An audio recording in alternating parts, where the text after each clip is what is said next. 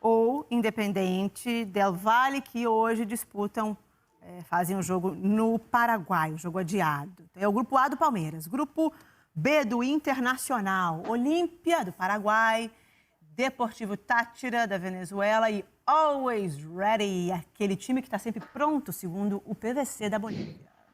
No grupo C, que pode ser o grupo do Santos, Boca Juniors, Barcelona de Guayaquil, The Strongest da Bolívia.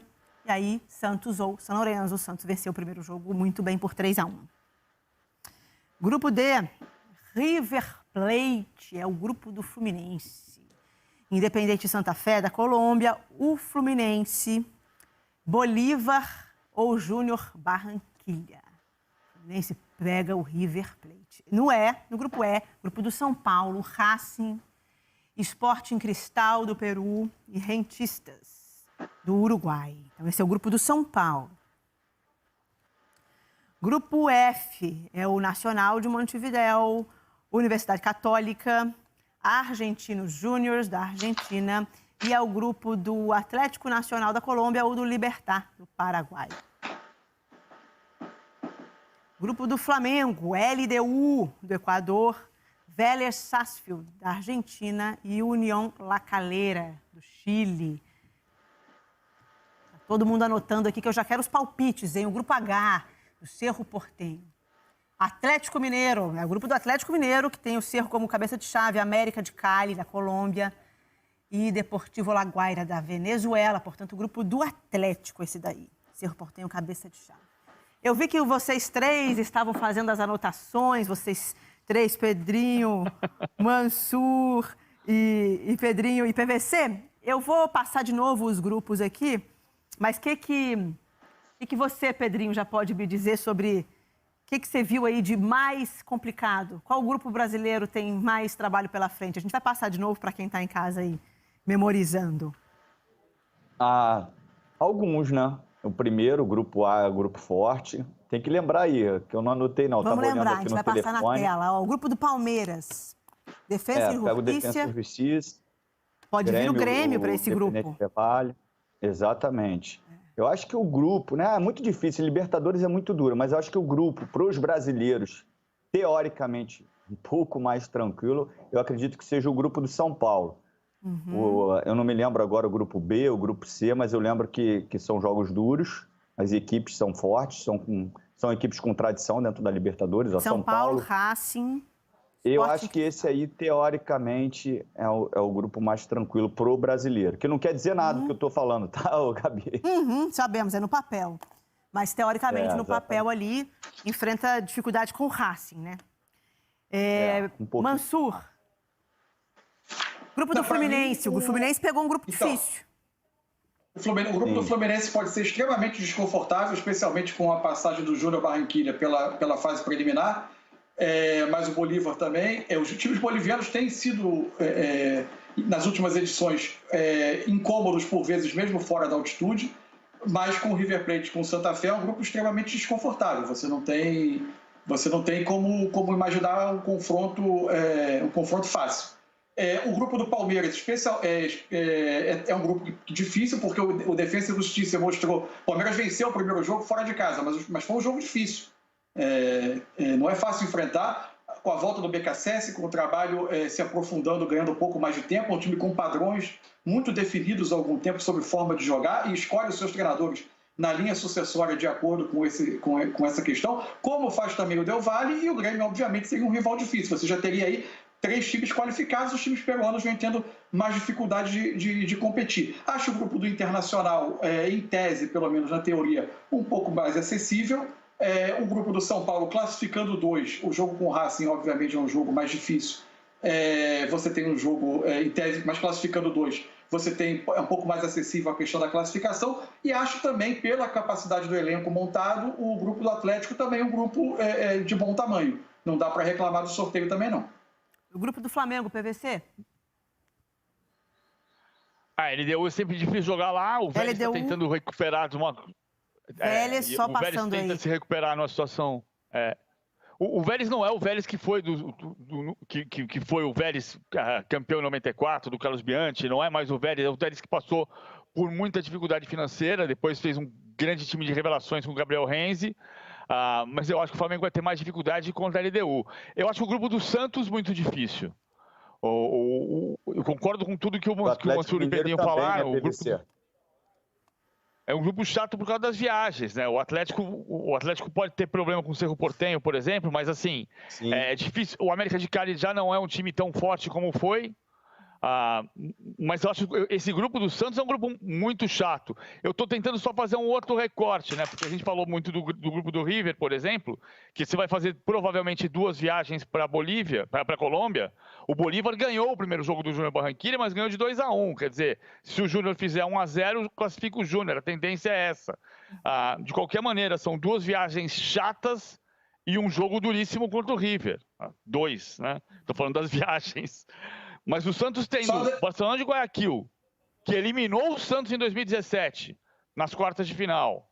Boca Juniors, historicamente faz jogos complicados contra o Santos. O Santos dessa vez eliminou o Boca. E o Strongest, porque jogar em La Paz é sempre enroscado, o Strongest recentemente, em 2016, ganhou do São Paulo no Pacaembu, ficou mais de 30 anos, quase 40 anos sem vencer fora da Bolívia, mas ganhou do São Paulo no Pacaembu, mas especialmente em La Paz é sempre muito difícil jogar. Esse grupo do Santos é muito difícil, é que o Santos tem tradição, o Santos só 2 vezes na sua história não se classificou pelo menos para as quartas de final, né? Em 84, quando caiu na primeira fase, só classificava o campeão do grupo. E em 2018, que foi aquele ano do caso Carlos Sanches, e ele acabou sendo eliminado pelo Independiente com 2 empates, porque perdeu o jogo em função da justiça, perdeu o jogo no tribunal para o Independiente lá em Avejaneda. Léo, uma dúvida, suas impressões e também uma dúvida. Foi falado algo a respeito dos jogos no Equador? A gente tem Barcelona de Guayaquil, a gente tem também o Independente Del Valle se passar, enfim. O que eles falaram? O que a Conmebol falou a respeito do fechamento do país para jogos, né? Como a gente viu com o caso do Grêmio. A Conmebol ela ainda não bateu o martelo, mas, por exemplo, ela deve seguir o que aconteceu no jogo de hoje contra o Grêmio. Se tiver um caso como teve de um plantel que tem um surto de Covid ou que tenha mais de um caso, ela deve mandar o jogo para fora, como vai acontecer hoje com o Grêmio no Paraguai. Agora, fazendo uma análise, Gabi, sobre esses grupos da Libertadores, talvez o grupo mais equilibrado é justamente um grupo onde não tem time brasileiro, que é o grupo F, que a gente meio que não vai passar batido por ele, mas é um grupo muito equilibrado, que tem o Nacional do Uruguai, a Universidade Católica, o Nacional bicampeão uruguaio, a Universidade Católica tricampeã chilena, o Argentino Júnior, que está com o trabalho do Gabriel Milito, e quem cair entre Libertad e Atlético Nacional, que são 2 pedreiras. Esse, para mim, é o grupo mais equilibrado. Se a gente for passar rapidamente pelos grupos onde estão os times brasileiros, no grupo A do Palmeiras, você tem o Defensa e Justiça do BKSS, que a gente já está falando aqui há tempos, né, que é um bom treinador, e que no Defensa e Justiça ele consegue encaixar o jogo dele, porque é um clube sem expressão e que é um clube que permite o técnico a colocar em prática as ideias ofensivas. Aí você tem o Universitário do Peru, que todos os times peruanos, com exceção do Sporting Cristal, que é o campeão peruano e está no grupo do São Paulo, os clubes peruanos eles estão numa crise danada, tanto o Universitário quanto o Aliança Lima, né, que recentemente deu uma virada de mesa para voltar à elite. O Aliança Lima, claro, não está em nenhuma competição internacional, mas os clubes peruanos estão numa crise. E aí vem Independente Del Valle ou Grêmio. Quem vier torna esse grupo A muito difícil, seja o Independente Del Valle ou o Grêmio, que fazem um confronto numa fase prévia de Libertadores, um confronto que poderia ser muito bem de oitavas de final. Já no grupo B, eu acho esse grupo, eu concordo com o Mansur, o grupo do Internacional é um grupo mais acessível entre os times brasileiros, porque você tem o Olímpia, que conquistou o Campeonato Paraguaio recentemente, mas teve uma troca de treinador, estava o Pipo Gorosito, o técnico argentino, deixou o clube, e quem foi anunciado é o Sérgio Orteman, né, que ele era um jogador uruguaio de longa trajetória no futebol paraguaio. Ele acabou de ser anunciado como técnico... Campeão no Olímpia, perdão.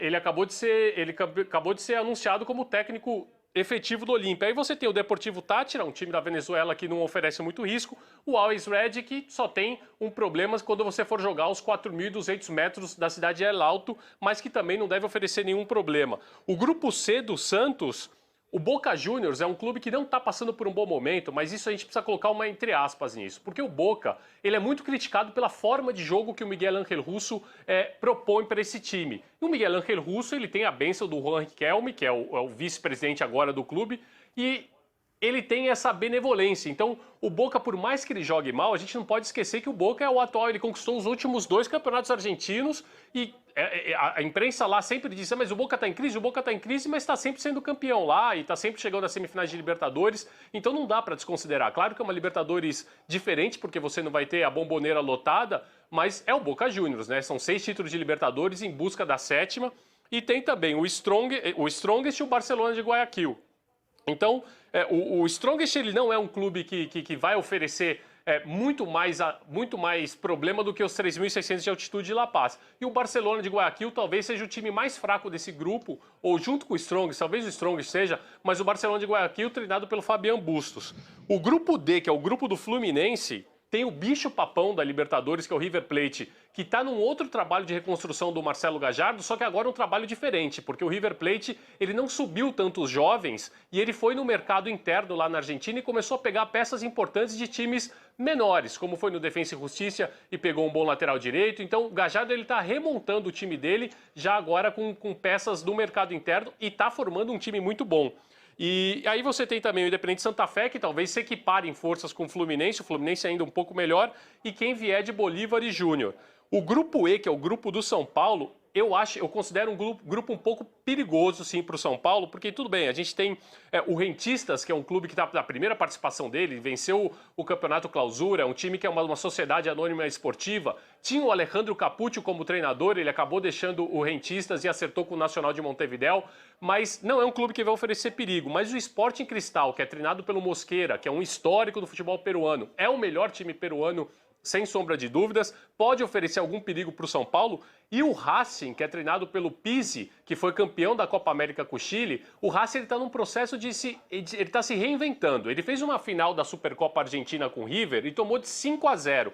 O Pizzi foi muito criticado por isso, e aí, menos de 3 semanas depois, ele reencontrou o River Plate no Monumental de Nunes e ele propôs um jogo totalmente diferente. Ele colocou como se fossem 2 ônibus estacionados na frente do gol ali para se defender dos ataques do River e conseguiu sair do Monumental com um 0-0 que a imprensa às vezes criticava porque dizia que ele abdicou do jogo, mas ele conseguiu o que ele foi buscar, que foi um empate sem gols, levar um pontinho, e isso serviu para o Racing na sequência do Campeonato Argentino. Então, eu considero esse Racing, ele não é assim tão fácil, não. Ele é um time perigoso, porque se ele se propor a jogar e se ele for obediente ao que o Pizzi prega, né, falando, hoje a gente vai vir aqui para se defender, hoje a gente vai vir aqui para atacar, é um time que pode complicar a vida do São Paulo. É claro que é um grupo acessível para o São Paulo, mas não é dos mais fáceis. O grupo F é o grupo que não tem brasileiros, mas eu considero talvez o grupo mais equilibrado. E aí a gente chega no grupo G, que é o grupo do Flamengo, que tem a LDU do Pablo Repeto, que já tem um longo trabalho no futebol equatoriano, e também o Independiente Del Valle, que bateu vice-campeão da Libertadores de 2016, ele foi armado pelo Pablo Repeto anos antes e depois ele continuou esse processo. O Pablo Repeto ele era pretendido por vários clubes grandes do Equador, ele acabou acertando com a LDU, então é um clube muito perigoso. E tem também o Vélez Sárcio, que está num trabalho também de reconstrução depois da saída do Gabriel Renzi, que está se encontrando com o Pellegrino, acabou de ser eliminado na Copa Argentina nos pênaltis, mas é um time muito bom, tem o Rique Álvares também, que é um bom jogador, e o União La Calera, que disputou o campeonato chileno palmo a palmo com a Universidade Católica, perdeu na penúltima rodada, no empate sem gols com a Universidade Católica, então treinada pelo Roland, mas é um time que eu acho que é o mais acessível do grupo, mas o Flamengo, é claro, é o favorito, mas vale a pena ficar de olho aberto nesse grupo. E o grupo H, que é o grupo do Galo, tem o Cerro Porteño, que tem um trauma histórico de Libertadores, né? O Cerro Porteño jamais chegou a uma final de Libertadores, treinado pelo Tique Arce, lateral que passou por aqui, Palmeiras e Grêmio, conseguiu enfileirou vários campeonatos paraguaios, perdeu o último justamente para o Olímpia, mas é um time que desse grupo, junto com o América de Cali, os dois que podem oferecer algum risco ao Atlético Mineiro, que é o favorito. Com certeza é o favorito para o Grupo H. O América de Cali, bicampeão colombiano, está praticamente fora da disputa desse último campeonato colombiano. O campeonato colombiano está sendo disputado agora, mas é um time muito bem treinado pelo Juan Cruz Real, um técnico argentino jovem, dessa nova camada de treinadores argentinos. E o Juan Cruz Real, a gente ficou muito admirado na volta da Libertadores na pandemia da temporada passada, porque os times colombianos eram os que menos tinham tempo de treinamento. E ele foi jogar justamente com o Internacional no Beira-Rio, acabou perdendo, mas ofereceu um jogo muito complicado. Então, eu acho que a América de Cali e Cerro Porteño podem oferecer algum risco, mas o Atlético Mineiro é o favorito. E depois tem o Deportivo Laguaira, que é só figurante nesse grupo, né? Ô, Léo, só a lembrança que você citou o Mosqueira, hoje técnico do Cristal. Vale lembrar, o Mosqueira era técnico histórico no Peru, técnico do Jorge Wilstermann em 2017, aquele time que provocou a demissão do Eduardo Batista do Palmeiras, né? Quando o Wilstermann ganhou do Palmeiras na Bolívia, em Cochabamba. Depois eliminou o Atlético nas oitavas de final e acabou caindo contra o River. Depois de meter 3-0 no River na Bolívia, foi tomar 8-0 do River lá em Buenos Aires. E era o Mosqueira, o técnico daquela equipe do Wilson, que agora dirige o Cristal, a eventual ameaça ao São Paulo. O Cristal, eu acho que dos times peruanos é o que está fora da curva, assim, porque o futebol peruano vive uma crise tremenda, vários escândalos de corrupção, inclusive na própria Federação Peruana, mas o Sporting Cristal, o atual campeão, ele é o ponto fora da curva, ele tem uma administração um pouco diferente, tanto do Universitário quanto do Aliança Lima, e ele faz por merecer, sim, a gente dá um pouco mais de crédito a ele do que ao próprio Universitário ou os clubes peruanos que estão disputando a Copa Sul-Americana. Por isso que eu acho que o grupo do São Paulo, junto com o Racing, Sporting Cristal, esses três são os clubes mais difíceis, né? São os times favoritos. O Rentistas não, o Rentistas está na primeira participação dele, ele acabou se encontrando com o torneio Clausura, ele foi campeão do torneio Apertura, perdão. Ele foi o último colocado no torneio Clausura, acabou perdendo a final do Uruguaio para o Nacional. O Nacional que foi campeão uruguaio sem vencer nem Apertura nem Clausura, ele venceu só a final justamente contra o Rentistas. Então, o grupo do São Paulo é um grupo, sim, para a gente ficar de olho, porque desses três aí, entre São Paulo, Racing e Sport Cristal, só 2 vão sobreviver para as oitavas, né? Um deles vai cair fora antes. Deixa eu fazer uma rápida rodada aqui. Pedrinho, da lista de quem se deu melhor e quem se deu pior, no papel. Se deram bem Inter e São Paulo no papel? E quem se deu mal no papel? Fluminense e Santos? No papel, sim. No papel, eu acho que é isso. Acho que Inter e São Paulo tem um grupo mais frágil, teoricamente. Santos pega um grupo duríssimo, né? Santos é muito duro, a gente está vendo aí no telão, o grupo do Santos. Eu tenho algumas dúvidas com relação ao grupo do Atlético, mas acho o grupo também muito duro. E o grupo A. Eu acho que o grupo do Palmeiras é um grupo complicado, com a possibilidade do Grêmio, Defensa e Justiça. Então, E Libertadores, assim, se a gente for olhar friamente, um exemplo do Boca. O Boca, tecnicamente, com todo respeito ao Boca, era um time muito fraco. E o Santos atropelou o Boca. Mas era um time muito fraco. E aí você me explica como é que o Boca consegue chegar numa fase tão avançada da Libertadores. Porque ele é um jogo mastigado, ele irrita o adversário, ele catimba, ele tromba, ele vai limitando o adversário a impor seu ritmo. Por isso que eu acho que a Libertadores é um torneio diferente. E a gente poderia mudar um pouquinho isso, né? Eu acho que a venda da Libertadores, ela é uma venda ruim no próprio cenário nacional aqui. A gente vende uma Libertadores, Libertadores, o pau canta, né? É muita pancadaria, o árbitro deixa o jogo correr, e a gente deveria começar a estimular que fosse de uma forma diferente, já que estão os melhores times da América do Sul. Então, é como se fosse a Champions League. Então, a gente tinha que começar a querer um jogo mais bonito. Bonito no bom sentido, de boas ideias, de menos contato físico, de uma arbitragem mais rígida. Esse era o intuito, esse deve ser o intuito, na minha concepção, de se vender uma Libertadores. E a gente carrega isso para o nosso dia a dia, né? Nos próprios treinamentos, a gente brincava, hoje é Libertadores, quando o treino era mais duro, era mais chegado, passe mais firme. Então, acho que a gente precisa mudar um pouquinho. Por isso que, às vezes, o clube, pela tradição, pela história, como o Boca, E com pouco futebol que o Boca apresentou na temporada passada, eles conseguem ir tão longe numa fase de grupos da Libertadores, ou de fase já de mata-mata. Mansur? Mas tem uma outra questão, eu acho. A gente precisa... A Libertadores, para mim, ela não é mais o que era antes, em determinado aspecto. A gente sempre olhou a Libertadores como aquele torneio das imprevisibilidades, o torneio em que tudo poderia acontecer, da dificuldade de você ter controle sobre as circunstâncias dos jogos, um pouco por deficiências nossas de educação, culturais, enfim, uma série de questões. O fato é que eu acho que em 2017 existe uma mudança crucial da Libertadores, que é a mudança do calendário. Quando ela começa a ser torneio de ano inteiro, e não aquele torneio que quando você estava na virada de abril para maio, você já estava jogando mata-mata, você permitiu que a crescente imposição do poder econômico e das diferenças financeiras, que também há no continente, há no mundo inteiro como fenômeno próprio da globalização, elas começassem a agir também sobre a Libertadores. Por uma série de fatores. Nós somos um continente exportador. Naturalmente, as equipes aqui sofrem mudanças de uma temporada a outra em seus elencos. Quando você tinha uma competição que em abril para maio você já estava no mata-mata, os times mal tinham se formado, já estavam jogando partidas decisivas. Você aumentava demais essa imprevisibilidade. Agora o terreno ele é muito mais controlado, inclusive para quem tem mais poder econômico, compensar no meio do ano, na janela europeia de transferências, eventuais perdas, trazendo jogadores, inclusive de países vizinhos. E isso cria um fenômeno para Brasil e Argentina, que podem ter, inclusive, no número excessivo de vagas que eles têm, 14 dos 32 times na fase de grupos. É um percentual muito alto. Se você olha, a gente tem 4 temporadas já nesse modelo de ano inteiro da Libertadores. Nos 4 anos anteriores à implantação desse modelo, você teve apenas 7 das 16 vagas em semifinal preenchidas por Brasil e Argentina. Nos 4 anos posteriores, os últimos 4, entre 2017 e 2020, 15 das 16 vagas ficaram com Brasil e Argentina nas semifinais. É um domínio absoluto. Se você pegar também os 4 anos anteriores à mudança, você teve 16 times diferentes nas semifinais, sem repetições. Ninguém fez 2 semifinais seguidas naquele período.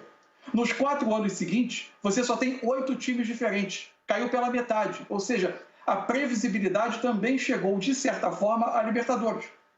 Por quê? Porque você tem um terreno hoje mais propício à imposição do maior poder econômico de brasileiros e argentinos. Com o maior poder econômico ainda dos brasileiros, fazendo, de repente, essa balança pender para o lado do Brasil nos 2 últimos anos. O Brasil é o país a ser batido? É com essa cabeça que os argentinos entram, PVC? Um pouco a gente morre de medo dos argentinos, mas nessa década aí, desde 92, o Brasil tem vencido mais. Agora, isso que o Mansur falou é muito, muito bom. Agora, tem um detalhe, quer dizer, apesar disso, a Libertadores ainda é o torneio de 4 campeões diferentes nos 4 últimos anos. De 9 campeões nas últimas 10 edições. A Champions League teve 6 campeões. Olha que a Champions teve muito campeão nesses últimos 10 anos. Teve 6 campeões nas últimas 10 edições, mas são 9 campeões diferentes na Libertadores. Agora, de fato, o poder econômico tem prevalecido. Ainda assim, você tem Grêmio, River, Flamengo e Palmeiras, 4 campeões diferentes. Acho que o campeão sai, eu tenho bola na Champions, desde 2011, você sabe quase sempre quem vai ganhar. Vai ganhar o Real Madrid, o Barcelona, o Bayern ou um inglês. Na América do Sul, tem sido assim nesse recorte que o Mansur disse, né? Ou ganha um brasileiro, ou ganha o Boca ou o River. Mas esse recorte é mais recente, porque em 2016 ganhou o Atlético Nacional, né? Ganhou o Atlético Nacional em 2016 com a campanha estupenda do início até o fim. É que a transformação tão radical da estrutura do torneio do calendário, ela obriga a gente a olhar para esse recorte com cuidado e observar que existe uma tendência. Esse ano, por exemplo, com o calendário mais espremido, o ano tendo começado agora, a fase de grupos da Libertadores começando na segunda metade de abril, você tem um calendário ainda mais espremido e aí você vai ter, naturalmente, também um terreno menos controlado nesse aspecto. Você pode romper essa tendência recente. Mas eu sou muito convencido de que a mudança de calendário estabeleceu um novo momento na disputa do torneio.